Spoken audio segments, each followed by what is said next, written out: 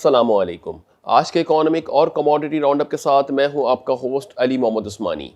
ایک جانب پاکستان کے فورن ایکسچینج ریزروز جو ہے وہ ہمیں اسٹیبل تو ہوتے ہوئے دکھائی دے رہے ہیں، وہیں پر دوسری جانب دوست ممالکوں کی جانب سے فراہم کردہ اسسٹنس کی جو میعاد ہے وہ بھی میچور ہوتی جا رہی ہے۔ یعنی ہم بات کریں تو پاکستان کے دوست ممالکوں نے جنہوں نے اپنا بڑا کلیدی کردار ادا کیا تھا پاکستان کو اسسٹنس فراہم کرنے میں، اس میں سعودی عرب، متحدہ عرب امارات اور بالخصوص چائنا بھی اس میں شامل ہے۔ اگر ہم بات کریں ان اسسٹنس کے حوالے سے تو پاکستان کو ان اسسٹنس کی مد میں لگ بھگ 60% سے ابو جو ہے وہ فورن ایکسچینج جو ریزروز ہیں ان کو مینٹین کرنے میں کافی سپورٹ مل رہی ہے۔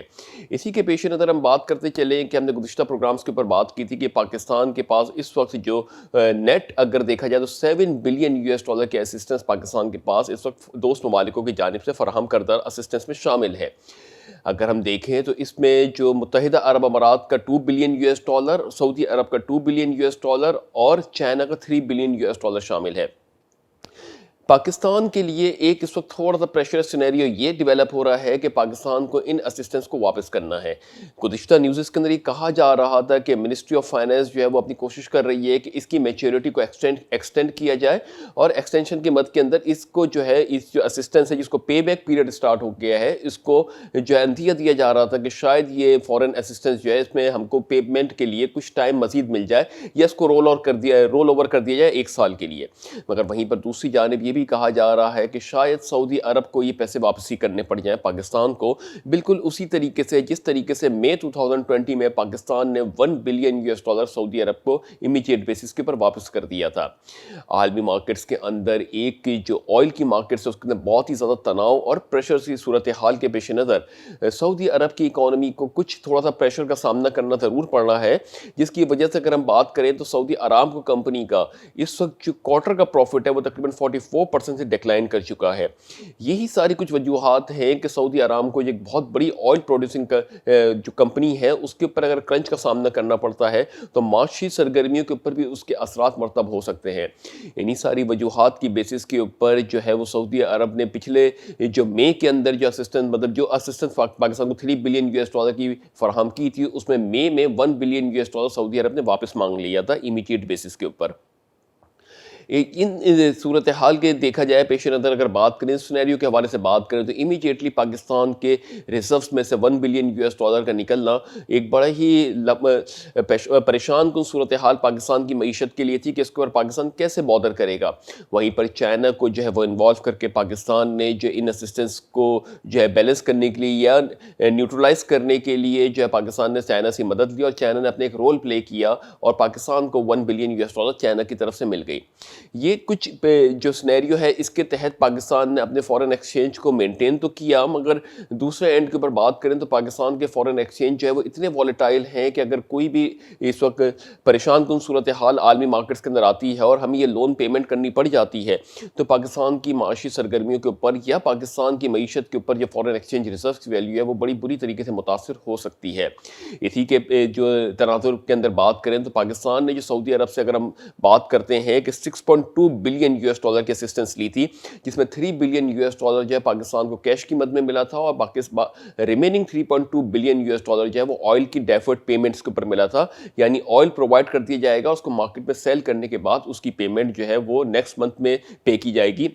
اس طریقے سے کیری آن یہ پروسیس رہے گا، یعنی جو اس منتھ میں سیل کی گئی ہے اس کی پیمنٹ اگلے منتھ میں کی جائے گی۔ تو یہ 3 سال کا جو ایکسٹینشن پیریڈ تھا پاکستان کے لیے وہ تقریباً میچیور ہو رہا ہے اور پاکستان کو اس کے اوپر پیمنٹ کرنی پڑے گی۔ وہیں پر دوسری جانب یہ بھی کہا جا رہا ہے کہ پاکستان اگر $2 بلین سعودی عرب کو پے کرتا ہے اور وہاں پہ کوئی ان کو ایکسٹینشن نہیں ملتی تو پاکستان جو ہے وہ چائنا کے ساتھ ہی بات کر رہا ہے کہ چائنا اس کے اندر اپنی کوئی اسسٹنس پاکستان کو مزید فراہم کرے۔ اسی کے سارے تناظر کے اندر بات کرتے ہیں تو سی پیک اتھارٹی کے حوالے سے چائنا کو کچھ ریزرویشنز بھی ہیں اس پروسیس کے سلو موو ہونے کے اوپر، جس کے اوپر بات کی جا رہی ہے کہ فورن منسٹری اور فائنانس منسٹری جو ہے وہ چائنا کے ساتھ اس وقت کوارڈینیشن کے اندر ہے، اور یہ بتا رہی ہے کہ یہ سی پیک کو جو ہے وہ بڑا اسموتھ چلایا جائے گا۔ پاکستان کو جو ہے اگر یہ تمام صورتحال جو میلٹ ڈاؤن ہوئی ہوئی ہے اس وقت عالمی مارکیٹس کے اندر یہ بیلنسڈ ہو جاتی ہیں تو پاکستان سی پیک کو جو ہے وہ بڑے فاسٹ پیس کے اوپر لے کے موو کرنا چاہتا ہے۔ یہ کچھ ریزرویشنز چائنا کی جانب سے بھی سی پیک کے اوپر آ رہی ہیں، مگر یہاں پہ دوسری جانب دیکھا جائے تو سب سے بڑا پریشر جو پاکستان کے اوپر آ رہا ہے وہ اس وقت سعودی عرب اور متحدہ عرب امارات کی جو لون میچورٹی ہو رہی ہے وہ ایک اپنا اسٹانس رکھتی ہے اور وہ بڑا ایک امپیکٹ رکھ سکتی ہے پاکستان کی معیشت کے اوپر. ان تمام تر صورتحال کے اس کے اوپر اگر ہم جائزہ لیں تو اس وقت معیشت پاکستان کے اندر کافی اس وقت جو چھوٹی چھوٹی چیزیں جیسے کہ پاکستان میں بیرون ملک مقیم پاکستانی کی جانب سے بھیجی جانے والی ترسیلات زر نے پاکستان کی معیشت کو کافی اسٹیبل رکھنے میں اپنا کردار ادا کیا. دوسری جانب پاکستان کے اندر جو ٹیکس کلیکشن ہے وہ بھی اس وقت آن ایوریج جو ٹارگٹ سیٹ کیا گیا ہے یہ 4 منتھس کے اندر جو ٹارگٹ سیٹ کیا گیا ہے انہی ٹارگٹس کو بھی میٹ کر رہی ہے. تیسری جانب جو ہے پاکستان کے جو ہے تجارتی خسارہ بھی کافی حد تک کہ آن اینڈ آف بیلنسڈ ہی چل رہا ہے, جبکہ پوری دنیا کے اندر جو ہے وہ تجارت کے اندر ایک بڑا ہی ڈیکلائن دیکھنے میں آ رہا ہے. وہیں پر پاکستان کے اندر بھی کافی حد تک کہ یہ نیگیٹو سینیریو تو نہیں آیا مگر پاکستان نے لاسٹ سینیریو کے حساب سے اپنے آپ کو تھوڑا سا بیلنس کیا ہوا ہے.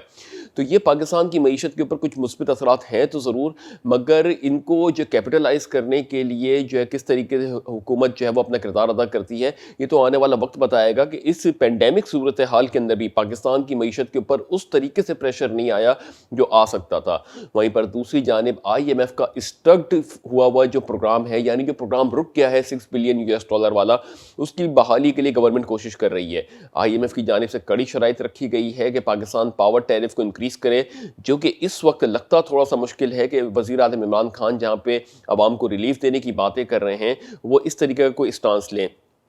تو بہرحال آل ان آل اگر ہم بات کریں تو انٹرنیشنل لیولز کے اوپر اس وقت پاکستان کے ساتھ اگر دیکھا جائے تو تھوڑا سا اس وقت چیلنجنگ صورتحال کریٹ ہو رہی ہے کہ پاکستان کس طریقے سے یہ لون ری پیمنٹس کے اوپر جاتا ہے یا اس کو ایکسٹینشن کرواتا ہے. دوسری جانب IMF کے ساتھ کس طریقے سے پاکستان اپنے جو ایکسٹینڈڈ فنڈ فیسلٹی ہے جو کہ ڈیلیڈ ہوئی ہوئی ہے یا رک گئی ہے اس کو کس طریقے سے بحال کرتا ہے. اس کا بھی بحال ہونا بہت ضروری ہے کیونکہ وزارت کی جانب سے کہا جا رہا ہے کہ اگر یہ بحال نہیں ہوتی ہے یا اس کے اندر کوئی ڈیلے ہوتا ہے تو جو ورلڈ بینک کے جو ہمارا انفلو آ رہا ہے وہ بھی ایک بہت بڑی طریقے سے متاثر ہو سکتا ہے. بہرحال یہ تمام تر صورتحال ہم اس لیے بتا رہے ہیں کہ پاکستان کا اس وقت جو فارن ایکسچینج ریزروز کی ویلیو ہے اسٹیٹ بینک آف پاکستان کے پاس جو کہ $12.2 بلین کی ہے, اس کے اندر کلیدی پورشن جو ہے یا میجر پروپورشنیٹ جو ہے وہ IMF, world bank, Asian development bank اور یہ دوست ممالکوں کی کنٹریبیوشن شامل ہے. اگر ان صورتحال کے اندر ہم ان اسٹیک ہولڈر کے ساتھ کہیں پہ بھی جو ہے کوارڈینیشن پراپر طریقے سے نہیں کرتے اور یہ تمام چیزیں سٹکڈ ہوتی ہیں تو پاکستان کی معیشت کے اوپر اس کے نیگیٹو اثرات اس طریقے سے پڑتے ہیں کہ پاکستان کو اس کے اگینسٹ جو انٹرسٹ پیمنٹ کرنی ہوتی ہے وہ انٹرسٹ پیمنٹ جو ہے وہ کنٹینیوسلی ہمارے ملک کے اوپر ایک قرضے کا بٹن بڑھاتی چلی جاتی ہے. تو یہ جب تک کہ ایک بیلنس نہیں ہوگی, ہم اپنے پروگرامز میں بتاتے چلے آئے ہیں کہ جب تک کہ ہمارا روپیہ مستحکم نہیں ہوگا اور جب تک کہ ان ڈیپس پیمنٹس کے اوپر ہم کوئی مزید پراپر حکمت عملی نہیں تیار کریں گے کہ اس کو ختم کیسے کرنا ہے آنے والے 5 سالوں کے اندر, جب تک کہ ملک کے اندر کوئی بھی ڈیولپمنٹ ہوتی ہے وہ ایک اپنا شارٹ فیس ہی رکھتی ہے. اسی لیے اگر ہم بات کرتے ہیں کہ ہم صرف اپنے عوام کو ایک سوچنے پہ مجبور نہیں کرتے بلکہ ایک اپنا اوپینین بھی ان کو اجاگر کرنے کی کوشش کرتے ہیں, لٹریٹ کرتے ہیں کہ اس کے اوپر پھر سوال کیا پیدا ہوتا ہے کہ اتنی بڑی اماؤنٹ یعنی $113 ارب کی جو پاکستان کی جو پیمنٹ کرنی ہے تمام چیزوں کے اندر اس کو کس طریقے سے مینٹین کیا جائے. اس لیے تو بالکل ہی ناممکن سا لگ رہا ہے کہ پاکستان $113 ارب جو ہے وہ کیسے پے کرے گا جو اس کے لیٹسٹ ویلیو ہے, اور پاکستان $6 ارب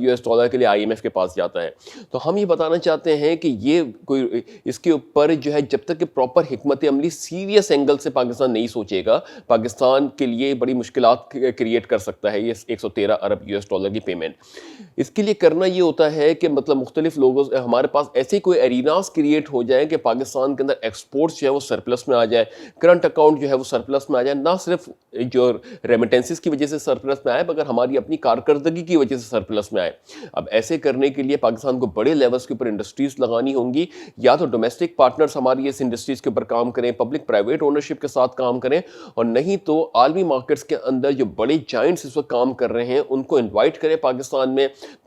ان کو بزنس اپرچونیٹیز پرووائڈ کریں, ان کو انوائرمنٹ پرووائڈ کریں, ان کو انسینٹیوز دیں تاکہ وہ جو پروڈکٹس باہر سے بنا کے ایکسپورٹ کر رہے ہیں وہی پروڈکٹس اگر وہ پاکستان میں آ کے بنائیں گے اور یہاں سے ایک بڑے بلک ماس لیول پہ ایکسپورٹ ہوگا تو پاکستان کی معیشت کے اوپر یہ جو پریشرز ہیں یا جو ڈیٹ سینیریوز ہیں ان کو میلٹ ڈاؤن کرنے میں ہمارے لیے بہت بہت بہت سازگار ثابت ہوں گے. تو یہ ہمیں گرینڈ پالیسی چاہیے, نہ کہ صرف اس طریقے سے چاہیے کہ ہم نے عوام کو ریلیف دے دیا اور یہ ہم نے یا تو IMF کے جو ہے لون پیمنٹ کر دی. یعنی گورنمنٹ کی جانب سے کہا جاتا ہے کہ ہم نے اس سال $10 بلین US की पेमेंट कर दी, अगले साल हम $20 बिलियन की पे कर देंगे, मगर ultimately principal amount with interest अभी भी हमारा बहुत हाई लेवल्स के ऊपर खड़ा हुआ है। हमें ता क़यामत जो है वो ये डेब्ट्स पेमेंट्स के ऊपर नहीं जाना है, बल्कि हमें जो इस वक्त हिकमत अमली ऐसी तैयार करनी चाहिए, चाहे कोई भी गवर्नमेंट आए, तमाम वज़ीर आज़म की जो सीट है वो कोई एक पार्टी की मुख्तस नहीं है, वो वज़ीर आज़म की जो सीट है वो तमाम पाकिस्तानी, कोई भी पाकिस्तानी पार्टी बिलोंग करती हो अगर पाकिस्तान से, तो वो उस सीट के मनसब के ऊपर फाइज होती है। तो तमाम की हिकमत अमली जो है, पहला जो है, चाहे वो कोई भी इलेक्टोरल लेवल्स के ऊपर अपनी जंग लड़ रहे हों या किसी पे भी कर रहे हो, मैंडेट कोई भी हो, उनका प्राइमरी मैंडेट पाकिस्तान के इन डेप्थ सर्विंग के ऊपर होना चाहिए कि पाकिस्तान की डेप्थ जब तक ख़त्म नहीं होगी, इन तमाम पॉलिसीज़ के ऊपर हमारे पास लूप होल्स रहेंगे, और जब तक ये लूप होल्स रहेंगे हम कभी भी स्टेबिलिटी के साथ आगे नहीं बढ़ सकते। तो आवाम भी अपना रोल प्ले करे, हुक्मरान भी अपना रोल प्ले करें, और अपने ओपिनियंस के साथ यहाँ पे जहाँ तक कि अभी तक के वज़ीर-ए-आज़म इमरान खान साहब ने सिटीज़न पोर्टल बनाया है जिसमें शिकायत दर्ज होती हैं, काफ़ी इस तरीके के असिस्टेंस कामयाब जवान हो गया, डिजिटल पाकिस्तान हो गया, ये तो असिस्टेंस फराम की जा रही है, मगर आवाम के अंदर भी काफ़ी ऐसे लोग हैं जो हमको ओपिनियन दे सकते हैं, वो शायद कोई भी रीज़न की वजह से सामने नहीं आ पाते या किसी भी वजूहात की वजह से उनके ओपिनियन एक्सप्रेस नहीं हो पाते, गरचे उनके ओपिनियन एक मैटर ज़रूर करते हैं। तो ऐसा पोर्टल भी बनाए जिसके ऊपर इन इकोनॉमिक्स इश्यूज़ के ऊपर बात की जाए, और वहाँ पे एक बड़े लेवल्स के ऊपर लोगों से ओपिनियन लिया जाए, उनकी प्रॉपर तरीके से रजिस्ट्रेशन करवा के उनसे ओपिनियन लिया जाए, चाहे एफबीआर के मामलात हों, चाहे आईएमएफ के मामलात हों, चाहे डेब्ट सर्विंग्स के मामलात हों, उसके अंदर फिर एक कमेटी तश्कील दी जाए जो इनको एवेल्युएट करे, और बर वक्त इसकी मॉनिटरिंग करते हुए इसके ऊपर अगर कोई भी ऐसा लगता है कि ओपिनियन इम्पैक्ट रखता है तो उसको वेलकम किया जाए और उसके तहत पॉलिसी मरतब दी जाए। बहरहाल ये कुछ चीज़ें हैं जो हमने बताई कि हमने सिर्फ नाज़रीन को ये नहीं बताया कि 113 अरब US पाकिस्तान के पास है और पाकिस्तान उसको पे करते हुए काफ़ी अरसा लग जाएगा,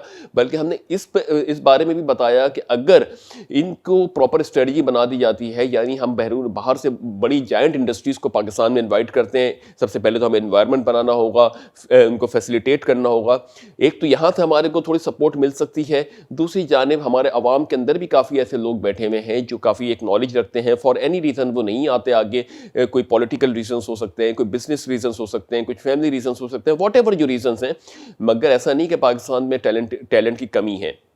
पाकिस्तान में भरपूर टैलेंट मौजूद है, तमाम इदारों के अंदर जो लोग बैठे हुए हैं वो इतने जो शार्प माइंडेड हैं, तो उनकी स्किल्स को यूटिलाइज़ करें इस तरीके से एक पोर्टल बना के और उनसे ओपिनियंस लें। हमने एक चीज़ देखी है कि अभी तक की जितनी भी चीज़ें गवर्नमेंट ऑफ पाकिस्तान ने की है उसमें शिकायत का बड़ा एक मेन आंसर है। हमें पॉजिटिव अप्रोच के साथ मूव करना चाहिए, यानी सिटीजन पोर्टल के ऊपर हम शिकायत रिपोर्ट करते हैं, इसी तरीके से एक पोर्टल ऐसा बनाना चाहिए जिसमें सजेशंस भी गवर्नमेंट ऑफ पाकिस्तान को दी जाए। तो ये बड़े हमको मिल के काम करना होगा, ना सिर्फ हुक्मरान को करना होगा बल्कि आवाम में भी अगर किसी के पास ऐसी सजेशंस हैं या इस तरीके की कोई राय आमा है, चाहे एफबीआर से रिलेटेड हो, चाहे सिक्योरिटी एक्सचेंज से रिलेटेड हो, चाहे पीएसएक्स से रिलेटेड हो, चाहे रेगुलेशन से रिलेटेड हो, चाहे सिटीजन राइट्स से रिलेटेड हो, किसी भी चीज़ से रिलेटेड हो, अब उसको आवाम को भी आगे बढ़ के अपने ओपिनियन का इजहार करने का मौका देना चाहिए। तो ये कुछ डोमेस्टिक न्यूज़ थी जिसके ऊपर हमने बात की कि इस तरीके से पाकिस्तान को आगे बढ़ाना है, तो इस तरीके से हमें अपनी स्ट्रेटजीज और पॉलिसी को सीरियस एंगल के ऊपर, रियल टाइम के ऊपर हमें आगे बढ़ाना होगा।